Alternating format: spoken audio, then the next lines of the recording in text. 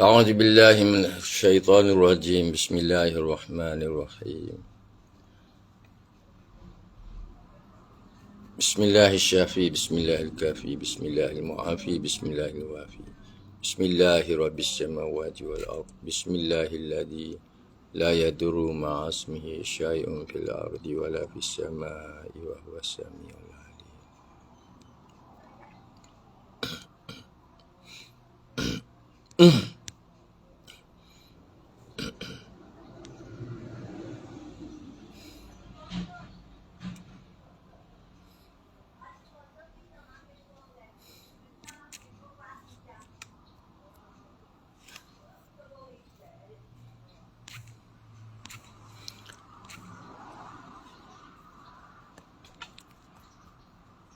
سبحانك لا علم لنا إلا ما علمتنا إنك أنت العليم الحكيم رب اشرح لي صدري ويسر لي أمري واحلل عقدة من لساني يفقهوا قولي.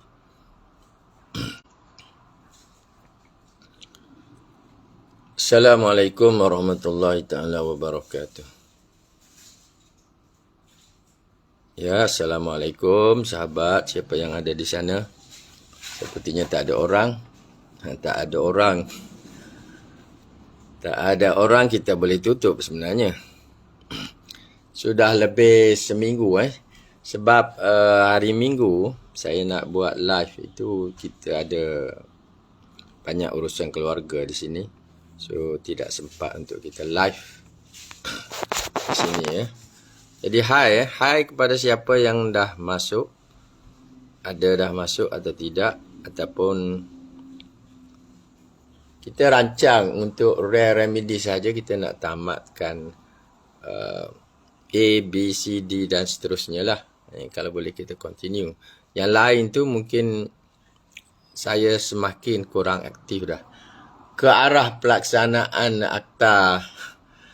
akta perubatan tradisional dan komplementari ini, saya pun ke arah untuk tutup buku. Untuk tutup buku berkaitan dengan berkaitan dengan homeopati. Rawatan kita dah boleh sebut totally kita tutup untuk orang luar, untuk bisnes transaksi bisnes kita tutup, kita dah off. Saya mungkin akan exit daripada bidang yang saya ceburi lebih 25 tahun. 30 tahun ini lebih daripada 30 tahun. 35 lah, hampir 35 tahun. Cuma ada satu sesi yang saya hendak buat nanti berkaitan dengan mengapa kita menulis buku-buku homeopati. Kadang-kadang orang tulis banyak sebab, dan bagi saya ada sebab tersendiri. Okey, sebelum itu sebab tak ada orang yang masuk, tak ada orang yang selalu masuk, Puan Wan Kasmani ke, Puan Junaidah ke, Zul ke, Yana Arifin ke, tak nampak. Kalau ada, tolong bagi salam dan hai. Saya nak maklum satu hal lah. Adakah kita masih ada ataupun merasai kesan-kesan COVID-19 ataupun kesan-kesan vaksin? Tidak pasti, sebab semalam saya sambil pergi beli nasi goreng di kedai anak Pak Itam. Pak Itam ni selalu saya buat posting kat FB dulu sebagai antara orang yang tertua di sini, usianya sudah 95 tahun. Saya lihat beliau berada di bawah rumah orang Jawa ni. So saya pergi jumpa dia, kita borak sembang panjang, dan saya dimaklumkan bahawa pada hari Sabtu yang lepas, beberapa hari, 3-4 hari yang lalu, rupanya beliau mengatakan beliau kehilangan seorang cucu. Usia cucunya baru 27 tahun. Tidak ada sakit, tidak ada penyakit. Cucunya balik, kalau tak silap saya, daripada Tapah ke mana. Balik ke rumah, buat kerja seperti biasa, tidak ada masalah kesihatan. pada hari Sabtu itu, tiba-tiba dia sesak nafas. Dia sesak nafas, dibawa ke klinik swasta di sini, dikenali sebagai klinik Fauziah. Dibawa ke klinik untuk mendapatkan rawatan. Sampai di klinik, dimaklumkan anaknya yang tadi sesak nafas itu, batuk sikit-sikit, lepas tu sesak nafas, meninggal dunia. Di klinik tersebut, kemudian dihantar ke Hospital Banting, disahkan mati, meninggal, dan semua urusan jenazah lah yang diuruskan sini. Jadi, ya pengebumian apa semua, saya dimaklumkan sebab saya tak ada lah masa tu, saya ingat saya ada urusan. So, persoalan yang saya timbul, ada lagikah kesan-kesan pemvaksinan ataupun kesan-kesan COVID-19? Saya banyak kali juga dengar sahabat-sahabat yang menceritakan tentang ada yang meninggal, saudara-saudara mereka, kawan-kawan mereka yang meninggal secara mengejut. Ada yang rasa sesak nafas atau pergi ke hospital, kemudian begitu saja pergi. Tak ada sejarah penyakit. Kalau ada pun ada sedikit penyakit yang biasa, tapi sesak nafas kemudian meninggal. So ini satu tragedi lah, satu tragedi dalam pemvaksinan. Okey, itu satu. Banyak saya berfikir juga dalam beberapa hari ini, semalam 2 hari lah, sekarang hari kedua, saya berfikir juga apakah bagi orang yang tidak ada sakit langsung, orang yang masih muda boleh dapat kesan-kesan pemvaksinan. Okey, saya masih tidak dapat melihat kehadiran siapa-siapa pun. Mungkin okey, terima kasih Cik Muhammad Sargi. Baru ada seorang yang masuk. Kalau tak masuk, sebenarnya saya hasrat, saya nak off saja ni, nak off saja untuk bicara remedi. Saya dah sembang untuk isu-isu semasa. So mungkin sahabat ada kes-kes seperti ini, kes-kes yang berkaitan dengan kesan vaksin dan juga kesan COVID-19. Okay, saya juga ada baca catatan rakan-rakan berkaitan dengan orang yang meninggal atau catatan berkaitan dengan kesan-kesan pemvaksinan. Saya baca daripada 2-3 lah student kita yang yang terlibat dalam perubatan tradisional dan alternatif. Dimaklumkan ada kes-kes yang meninggal secara mengejut. Masih muda, beliau masih sihat, dan tiba-tiba meninggal. So itulah keadaan, senario, saya sebut sebagai senario semasa post COVID-19 atau post pemvaksinan. Okey, so ini berkaitan dengan isu-isu yang sebenarnya boleh sebut sebagai kesan sampingan vaksin, yang mana dia mungkin melangkaui tempoh masa yang dijangka. Pihak Kementerian Kesihatan mungkin jangka sebulan, 2 bulan yang kita boleh lihat, tapi hakikatnya ia boleh pergi pada 6 bulan, setahun dan seterusnya. So itu kena hati-hatilah. So cuba perhatikanlah saudara mara kita, lihat apakah simptom-simptom yang boleh membawa kepada mendapat kesan sesak nafas yang tiba-tiba, lepas tu meninggal. Tak sempat diberi rawatan. Pada masa inilah sebenarnya kalau kita belajar homeopati, insya-Allah sekurang-kurangnya mungkin kita boleh membantu sedikit, memposponkan. Tapi ajal itu kehendak Allah lah Subhanahu Wa Taala. Waalaikumsalam ya. Cik Tuan Haji Safri masih bersama kita. So itulah yang sebenarnya saya nak buat sesi yang berasingan, tapi sebab minggu ni saya pun tak boleh nak online, banyak kerja. So kita share dalam program RAM remedies. RAM remedies ni kalau boleh kita nak on tiap minggu. Kalau saya tak ada apa-apa urusan. So, RAM remedies kali ini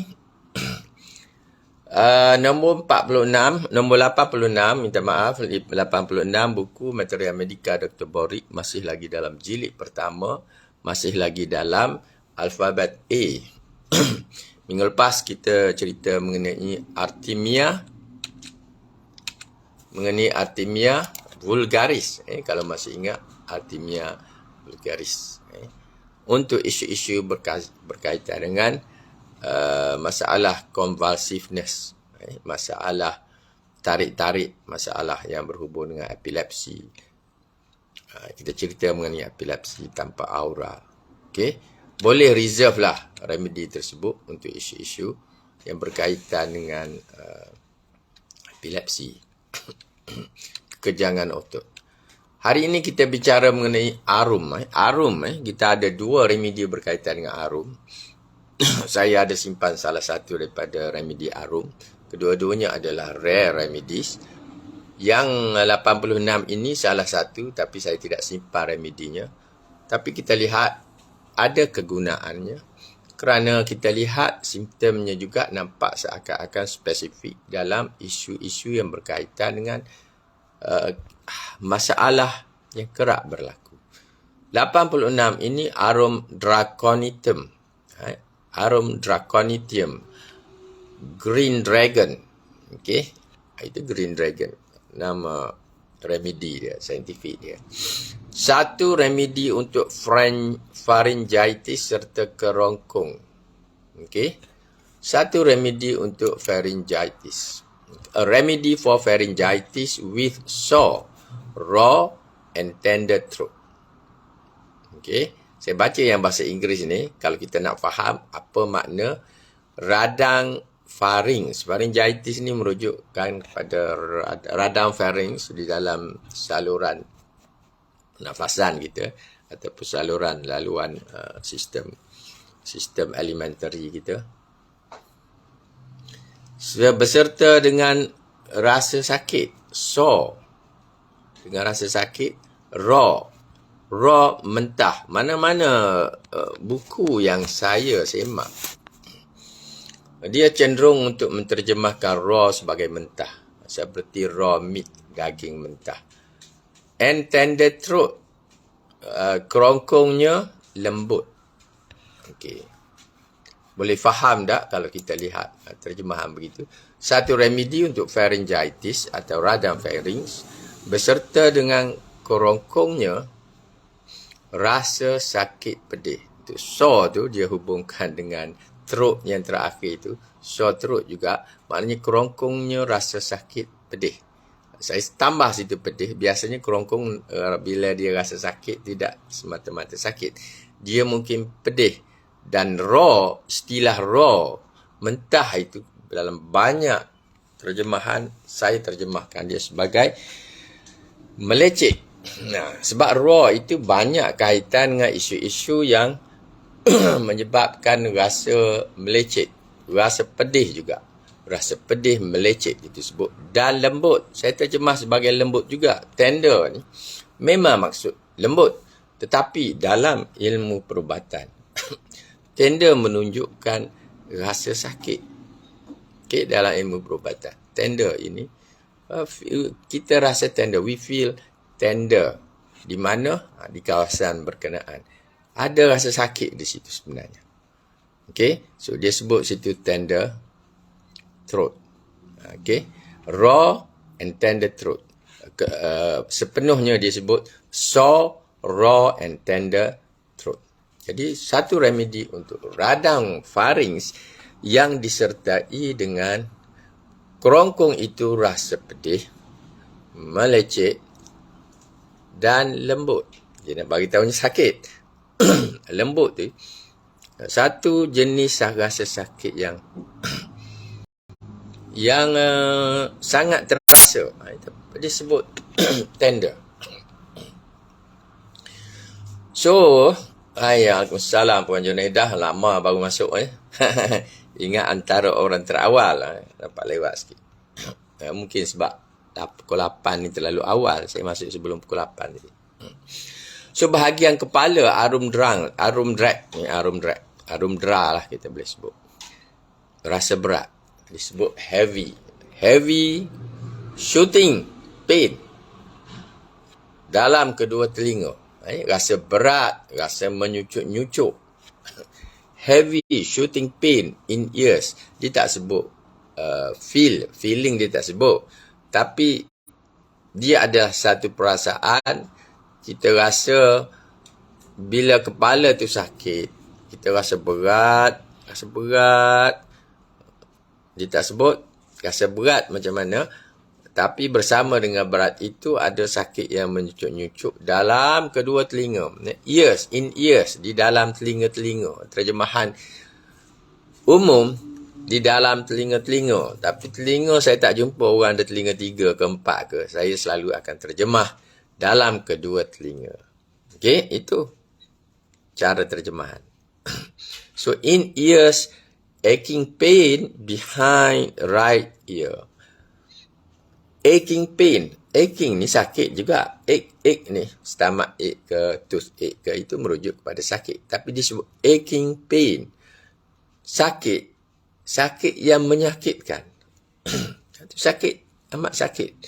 Behind right ear. Sebab dia cerita mengenai sakit yang menyucuk-nyucuk di dalam kedua telinga, tapi sakit yang menyakitkan itu di belakang telinga kanan. Okay, di belakang telinga kanan itu maknanya dia lebih sakit di situ. Itu bahagian kepala. Fokus dia, bahagian kepala. Dia tak sebut ears. Dia sebut bahagian kepala. Head. Sebab head, bahagian kepala itulah yang rasa sakit. Heavy. We feel heavy. Tapi, area mana, kawasan mana yang sakit itu, dia cerita bahagian telinga sahaja. Ini dalam buku Dr. William Borich. Dalam kedua telinga rasa menyucuk-nyucuk sakitnya dan sakit itu sangat sakit behind right ear, di belakang telinga kanan. Okey, dia cerita mengenai kepala specialty. Kepala tu rasa berat. Kepala lah. Okey, jatuh pula. Saya ni sebenarnya baru balik. Bukan jogging lah, jalan-jalan. Jalan, setiap pagi kita jalan. 1 kilometer pun okey dah. Saya masuk, keluar taman, pusing keluar taman sikit. Lepas tu masuk balik. Boleh dapat 1 kilometer pun kita karaoke lah. Tak sampai pun tak apa, 800 meter pun okey. Tapi perlu setiap hari supaya kita steady dan fit. InsyaAllah. Itu penting lah dalam usia-usia kita 60-an ni. Nak capai 70-an. Lepas tu mesti nak capai 80-an sihat walafiat. Kita lihat Datuk Seri Anwar Ibrahim dalam usia 76 tahun. Masih ke sana kemari. Sihat, utuh. Dan semalam saya jumpa Pak Hitam pun. Tanya Pak Hitam berapa usia sekarang. 95 tahun. 4 tahun lagi. Bezanya dengan Dr. Mahathir. Dan dia jauh lagi sihat daripada Dr. Mahathir. Sebab apa? Dia baru lepas menebas pokok-pokok. Saya singgah semalam. Saya lihat dia di bawah rumah kayu dia tu. Rumah orang Jawa tu. Dia sedang baring atas kerusi relax tu. Tak berbaju. Jadi saya tak boleh nak. Saya tak seronok lah nak ambil gambar dengan dia. Bila dia tidak berbaju. Tapi saya borak agak lama jugalah. Jadi kita tahu masalah keluarganya yang meninggal. Kesan-kesan kesesakan nafas itu. Yang mungkin boleh relate dengan isu COVID dan vaksin. Okey, itu. Jadi, sama-sama lah. Kita bukan promo, bukan jual produk. Tapi untuk promo, sama-samalah kita semua sihat. Dengan banyak perkara yang kita boleh bantu untuk kesihatan kita melalui pemakanan, melalui ubat-ubat, melalui exercise, ruang-ruang bahagian-bahagian yang kita boleh, orang-orang biasa pun boleh melaksanakannya. So, selepas kepala, bahagian throat, kerongkong, dia kata dry, maknanya kering, sore, sakit juga, disebut sore. Kadang-kadang kita rujuk sore ni seperti tempat itu ada lebam. Worse swallowing, melarat, swallow, melarat, menelan. Raw and tender itu disebut sekali lagi, perkataan tender tu, raw and tender.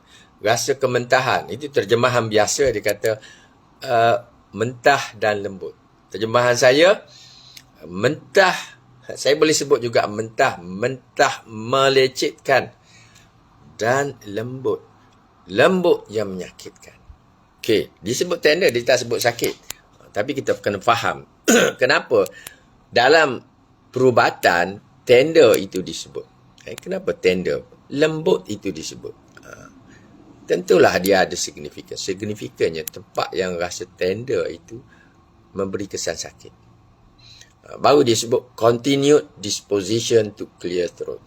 Berterusan cenderung untuk mengosongkan, to clear throat, mengosongkan kerongkong.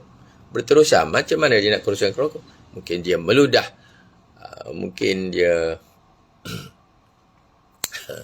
macam-macam yang boleh buat, mungkin dengan jari ke jolok, berusaha berterusan untuk membersihkan kerongkong. Croupy, hoarse, cough with sore throat.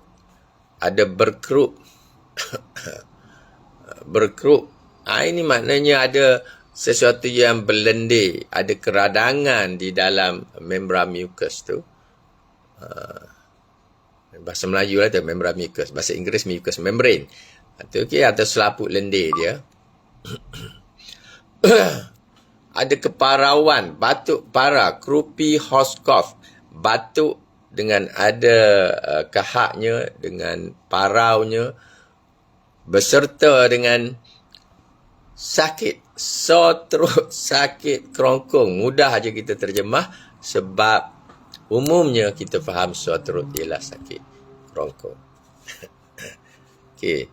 Lihat buku, saya tak lihat buku tu, saya tengok bahasa Inggeris. Lihat buku, dia kata kering. Itu yang kita kata dry tadi. Kering, sakit, melarat ketika menelan. Okey. So, rasa kering, rasa sakit dalam kerongkong itu melarat bila kita menelan. Bila kita menelan Leo tu, kita rasa kering. Ada kurang cecair di situ dan kita rasa sakit. Ketika kita nak menelan air Leo ke, menelan apa saja ke, kita rasa sakit. Lembut dan melecit, maknanya lembut itu tanda kita lembut sakit. Dan melecit, itu istilah yang saya terjemah di situ. Mentah melecit pun tak apa, sebab orang cenderung menterjemah sebagai lembut dan mentah. Kalau lihat siapa yang pernah menterjemah remedi, bukan remedi ini saja, remedi lain dia akan sebut mentah. Mentah itu tidak membawa pengertian yang besar kepada kita. Dia mesti mentah je, dia ada kesan melecit dia. So kita sebut lembut dan melecitkan. Kita sentiasa berikhtiar. Tadi saya sebut berkecenderungan. Dalam buku saya sebut sentiasa berikhtiar untuk melicinkan tekak. Membersihkan, mengosongkan. Kita tak nak ada lendir-lendir ke situ, kahak-kahak di situ. Kita cenderung untuk mengosongkan. Okey. So, croupy itu menunjukkan keadaan yang berkerup. Biasa kalau kita nak batuk tu, kita ada seperti ada bunyi lah sikit. Itu kerup, berkerup. Ada masalah pada selaput lendir kita. So, berkerup, batuknya parau, hoarseness tu. Batuk parau serta sakit tekak. Okey, kalau kita ada simptom itu, salah satu remedi yang baik ialah harum dra. Bahagian urinary. Okey, ini bahagian urinary, dia kata, saya terjemah kehendak yang kuat untuk kencing, rasa membakar dan pedih. Irresistible, tidak dapat dielakkan. Irresistible desire, kehendak tu begitu kuat untuk melepaskan, untuk mengeluarkan kencing. Irresistible desire. Bila rasa nak kencing tu, tak tahan-tahan dah nak pergi ke tandas untuk kencing dengan rasa membakarnya dalam saluran tu. dan smarts. Dia kata burns and smarts. Okay. Smarting. Smarts ni biasa kita jumpa perkataan disebut smarting atau smart. Maknanya pedih. Maknanya di situ ada kepedihan. Ada rasa sakit. Rasa nyeri di situ. Sebab bahasa Inggeris ni kadang-kadang tidak boleh diterjemahkan dengan setepatnya. Tapi kita boleh gambarkan dia. So rasa sangat kuat untuk kencing dan di situ ada rasa membakar dan rasa pedih sakit di situ. Respiratory, serak keparawan. Ini dah berapa kali kita jumpa, maknanya remedi ini yang walaupun begitu ringkas, begitu rare, tapi simptom hoarseness tu kita jumpa dah berapa kali? 2 kali, 3 kali. So respiratory pun dia sebut hoarseness ni serak keparawan. Okay. Hoarseness. Tadi kita jumpa di mana hoarseness? Hoarseness tadi kita jumpa throat, bahagian throat tadi. Croupy, hoarse, cough. Batuk, berkerut dan berkeparauan. Keserakan, boleh sebut. Serak. Hoarse ni merujuk kepada serak. Okay. Hoarseness, excess of mucus in larynx, berlebihan mucus, berlebihan lendir, berlebihan kahak di dalam larynx. Kita kata tadi, bahawa remedi arum dera ini satu remedi untuk radang pharynx. Termasuklah di dalamnya bahagian larynx juga. Cuma dia tak sebut radang, dia sebut berlebihan mucus di dalam larynx. Asthmatic at night. Okay, asthmatic at night. Maknanya sebelah malam tu dia rasa sesak. Perhati ni kita bicara awal tadi saya sebut mengenai isu-isu selepas COVID-19.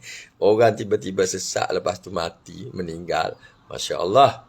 Dah ramai dah orang sebut. Dan saya jumpa sendiri dengan datuknya yang mengatakan cucunya meninggal. Baru saja meninggal, umur tak sampai 30 tahun. Tiba-tiba rasa nak batuk, sesak, lepas tu sesak pergi hantar klinik, sampai klinik meninggal. Kenapa hal ini berlaku? Akhir-akhir ini banyak berlaku begitu post-COVID, post-vaccination. Okay, so ini mungkin satu remedi yang kita boleh sediakan juga selain kita sebut berkaitan dengan Ipecac ke ataupun arsenicum ke, arum dera. Orang datang sesak nafas sebelah malam. Macam mana nak buat? Macam mana nak tarik nafas tu tak lepas. Ada remedi kita cuba bagi. Kalau kita ada simpan remedi, paling tidaklah kita ada Aconite. Bagi usaha penyelamatan terawal dan usaha pencegahan peringkat akhir. Sebab orang risiko tu banyak. Dia nak stop tu, tak boleh nak bernafas tu. Tiba-tiba mungkin perut stop. Dia nak potong kat situ. Kita bagi remedi kita. Mudah-mudahan ia memberi kesan. Dan kalau kita ada arum dera ni, salahnya kita cuba. Tiba-tiba tengah malam dia rasa sesak. Kita ada arum dera. Tak ada remedi lain dah. Remedi lain semua ni kita pun tak tahu. Ingat banyak belajar sangat. Kita ingat lupa. Kita ada arum dera. Bagikan. Mudah-mudahan ia menyelamatkan. Expectoration thick, heavy. Ekspektorasi. Kahaknya tebal. Berat. Bukan berat sebenarnya. Maknanya heavy ni. Heavy tak boleh terjemah sebagai berat. Teruk. Dia kita boleh sebut sebagai teruk. Kita boleh sebut dia sebagai merujuk kepada kahak. Tadi kahak itu kental. Kahak itu dia dah sebut di situ thick. Kahak dia tu thick, tebal, tapi kental. Maknanya susah kita nak keluarkan dia. Kental kita sebut. Melekat. Kahak keluar tebal. Mungkin sebab kahak ini, sebab lendir-lendir inilah yang menyebabkan dia asma. Perhatikan anak-anak kita yang Yang ada masalah pernafasan tu. Banyak kes sebenarnya saya hadapi dulu-dululah. Dapat dibantu dengan remedi homeopati. Sebab dia ada masalah lendir dalam paru-paru yang sukar untuk dikeluarkan. Pergi hospital pun tak ada pilihan. Dia sedut. Sebab tak boleh nak bernafas. Ada benda dalam paru-paru dia. Ini kita tahu benda ni. So, kita ada remedi. Okey. Ada beberapa remedi lah yang selalunya kita rujuk. Kita boleh pergi arsenicum, tapi ada beberapa remedi yang very spesifik. Dan ini Arundra ni, satu yang yang spesifik ni, anak-anak sebelah malam tiba-tiba dia sesak nafas, kita tahu nak buat apa. Lepas itu pula kahak dia, kita tahu dia tengah keadaan batuk. Kahak dia keluar tu dengan tebalnya, dengan kentalnya. Dia nak keluar pun susah. Sebab itu kanak-kanak dia susah nak buangkan kahak dia. Dia nak membatukkan atau nak mengkahakkan keluar. Kahak dia tu tak boleh. Bagaimana kita cuba Arundra? Coba, tak salah coba. Dia bukan tambah benda yang spesifik seperti ini, dia tidak akan tambah melarang. Sama ada jadi atau tidak jadi saja. So, respiratory, bahagian paru-paru ni berkaitan dengan pernafasan ni. Serak keparawan, mukusnya berlebihan dalam larynx, menghidap asma sebelah malam. Itu yang saya sebut di situ, menghidap asma. Asmatik. Okey, sebelah malam kahak dia tebal. Susah nak dikeluarkan. Okey, coba. Tapi remedi rare ni selalunya memanglah ada setengah pembekal dia. Dia ada remedi setengah tu mungkin dia tak simpan. Tapi saya percaya remedi ni. Okay. So, itu. Hujung. Kita bicara mengenai remedi ini untuk pharyngitis. Bahagian kepala, simptom partikular dia, kepala, kerongkong, urinary, respiratory. 4 bahagian saja. Untuk kita ingat tu. 4 itu saja. Ia ada hubungan dengan beberapa arum lagi. Dr. Borik tak masukkan. Arum italicum untuk otak yang penat serta sakit kepala dalam kawasan belakang kepala tu. Arum maculatum kalau ada keradangan dan membran mukus berasa, keradangan hidung serta polip. Okey. So, saranan Dr. Borik, berikan dos potensi pertama. Maknanya 1 potensi 1C. 1X atau 1C. Boleh beri. Pastinya tidak ada di Malaysia. Di Malaysia mungkin boleh dapat pada potensi 6C. So, beri 6C. Kalau ada kes yang kita sebut seperti tadi, simptom-simptom yang boleh menyebabkan drama dalam keluarga ni, boleh memberikan kejutan ni, tiba-tiba rasa sesak ni, yang sahabat kita yang saya cerita ni bukan kita nak rasa seronok, tapi nak cerita bahawa benda ni berlaku, insiden. Tiba-tiba akhir-akhir ni orang sesak nafas, lepas tu hantar meninggal. Okey. Kalau kanak-kanak juga ada kecenderungan, bila dia ada kahak, susah nak keluarkan, dia mula sesak nafas, kita pergi, selalu 2-3 kali pergi hospital, dia sedut. Kali ni kita cuba Arundra. So, sahabat, itu saja pada kali ini. Mudah-mudahan perkongsian kita pada pagi ini memberi kebaikan dan pertambahan ilmu berkaitan dengan remedi rare homeopati. So, itu saja daripada saya. Saya belum breakfast lagi, belum sentuh makanan lagi. InsyaAllah lepas ini nak makan. Baru balik jalan-jalan. Okay, Assalamualaikum warahmatullahi taala wabarakatuh.